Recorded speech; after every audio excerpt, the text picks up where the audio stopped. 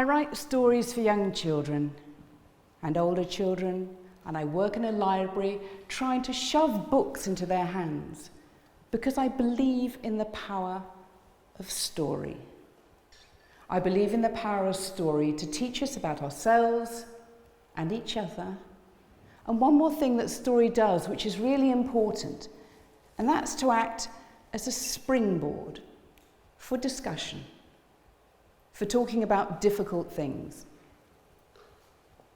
There was a story that my best friend told me a few years ago that was difficult. It was one of the hardest things I've ever had to hear. And I'm going to tell it to you tonight because I believe in its power to effect change. The story starts back with her son, Eric. Now, this was him when I first met him. He's changed a bit since then, and Eric isn't his name, but I've changed it to protect him. He and my son were born around about the same time, both bright kids of middle-class, well-educated parents. And what that told me is that what happened to him could have happened to my son. It could happen to any of our children. Eric's life, the first bit of it was brilliant. He was at primary school, he was happy, he was confident, he was sporty. Everything was going really well, right up until the moment that he started secondary. And at secondary school, he was bullied from day one. He was bullied for having red hair. And like all good redheads, he fought back. And the teachers didn't like that. And he played the class clown to try to make himself popular, and the teachers didn't like that. And he spent a lot of time in remove, and over 2 years, his attitude towards school completely changed. He hated it. He became completely anxious. He developed an eating disorder, anorexia. He got so that he couldn't force himself to sit in school for an entire lesson, and he used to bunk off. And when he bunked off, he went to the local rec. And the local rec was where he met the members of the County Lines gang. For anybody who doesn't know, County Lines is the criminal exploitation of young people by organised crime units, by gangs, drug gangs. They get the kids to do their dirty work. They get them to run the kids out of the urban conurbations to where the drugs are sold, to sell the drugs, bring the money back, take all the risks. County Lines is endemic in the UK. It's such a problem that in 2019 the government set up the County Lines programme. Since that time, there have been over 5,500 children referred to safeguarding. County Lines like children who are what they call clean skins. The children who've been under the radar of the police, the children who won't attract attention.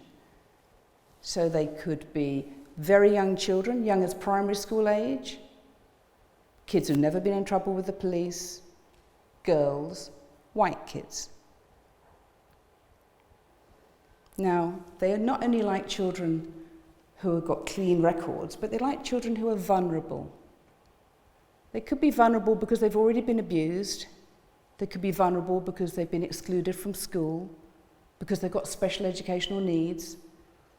There's something about these kids which means that they are particularly susceptible to the approbation, the friendship that the gangs seem to offer.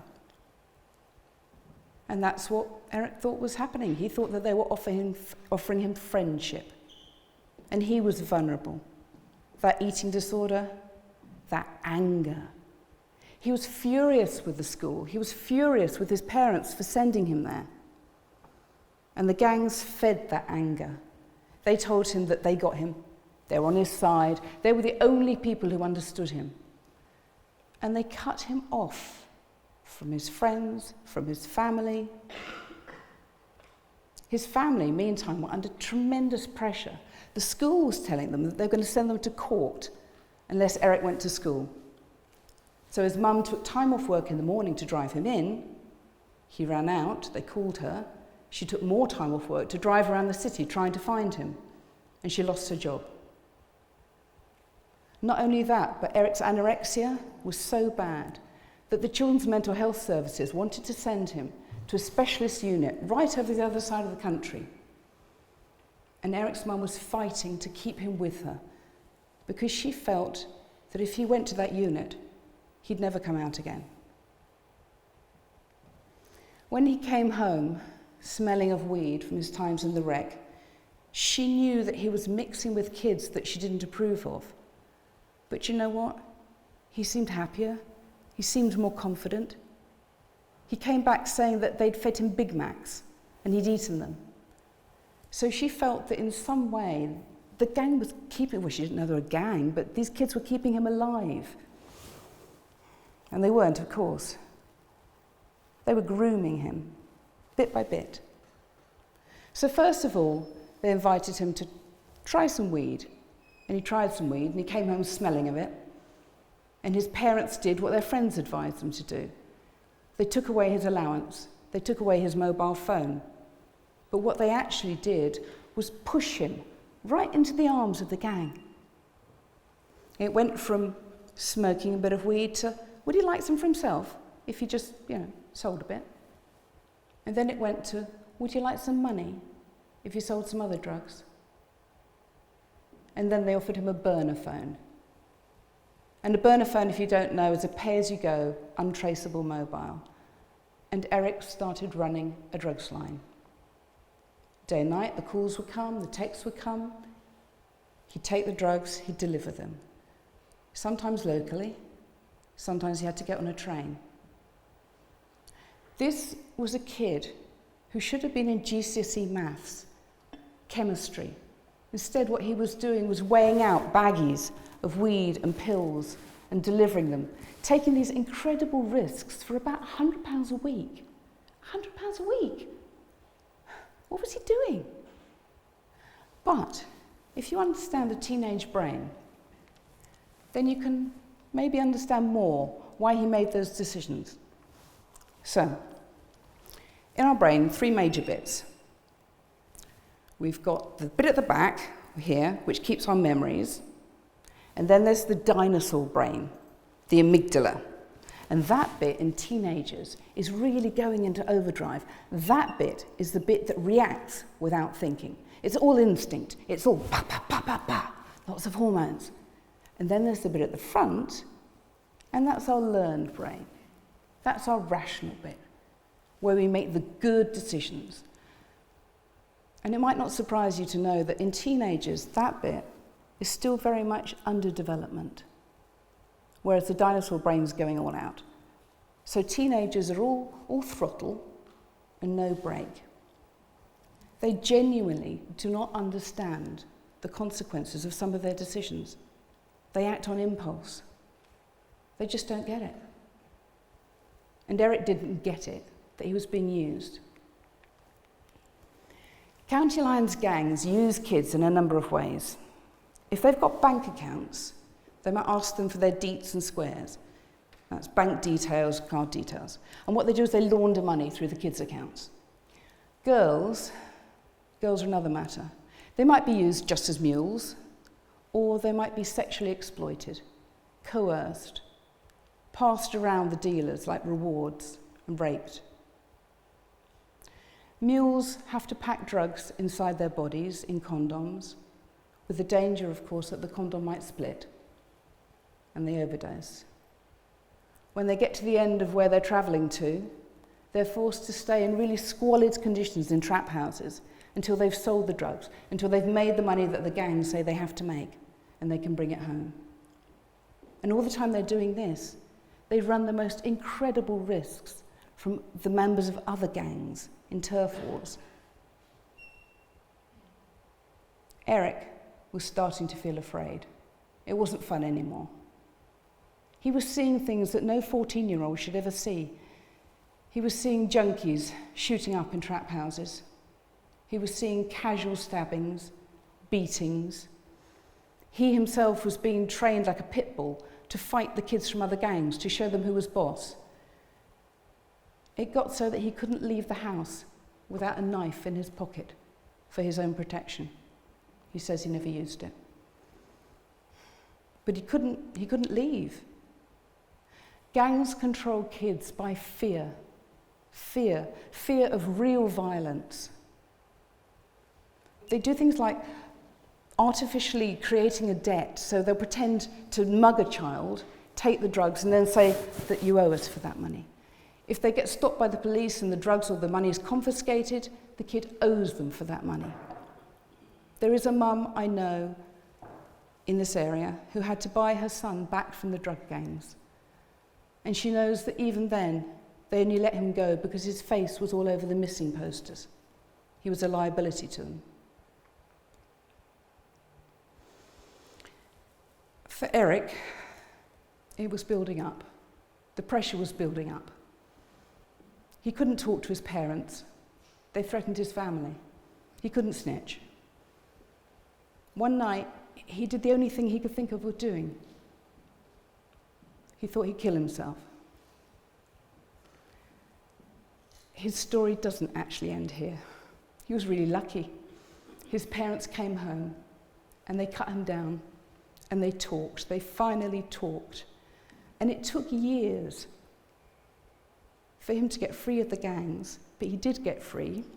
And I'm really happy to say that this year, he's gone back to school, he's taken those GCSEs that he didn't take all those years ago, and he's going to go to university.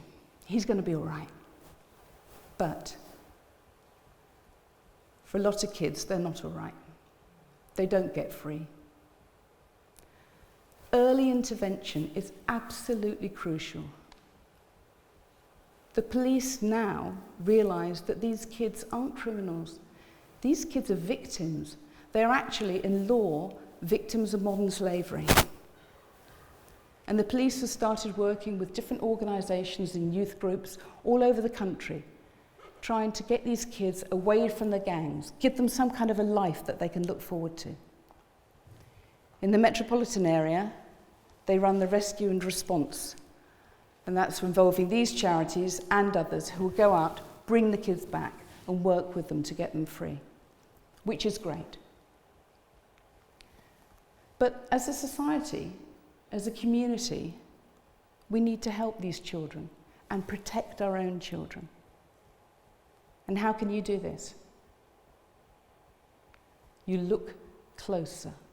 If you're at a railway station late at night and there's a child looking a bit young, on their own, maybe smelling of weed, maybe thin or dirty, don't walk on by. Actually dial 999, because what you want is you want the police to come while that child is still there. If you see teenagers dealing drugs in the park, don't go and walk past. Because whilst they might be performing a criminal act, they may well be a victim. And it sounds contradictory, but if you get this kid arrested, it might be the very best thing that can happen to them. And if you've got a child in your own sphere, in your own house, who you think might be involved with county lines, you need to know the signs. There are some changes. The first of these is phones. Simply, have they got another phone? Is their phone use changing, so they're getting loads of texts, loads of calls? Are they going around with older people? Have they dropped their old friendship group?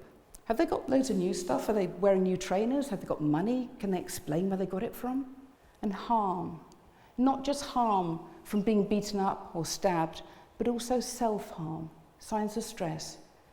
And in the case of abused women, STDs, pregnancies, sexualized language. Have they gone missing from school or missing from home? And when they come back, are they tired, dirty, hungry? And finally, if it's a child in your home, you have to search their room. You have to look for the drugs. You have to look for the equipment like baggies, scales, and you have to look for the weapons. And while we're on weapons, if you think that a child in your household is involved, count your knives. Seriously, count your knives and count them every day so that you know the instant that one of them has gone missing. Better than early intervention is prevention. And that's why we've got to talk to our kids. But we need to talk to them in a way that they'll listen, because kids don't like being lectured. They don't listen. And I know as a writer of stories that stories are an amazing way to get people to listen. Climb inside the protagonist's skin, look at the world through their eyes, make their decisions with them, make their mistakes and see the consequences. Use all those bits of your brain. Use the memory, use the emotion which helps you remember, and then use the front bit to make good decisions. Stories help children defend themselves. Stories can help people choose.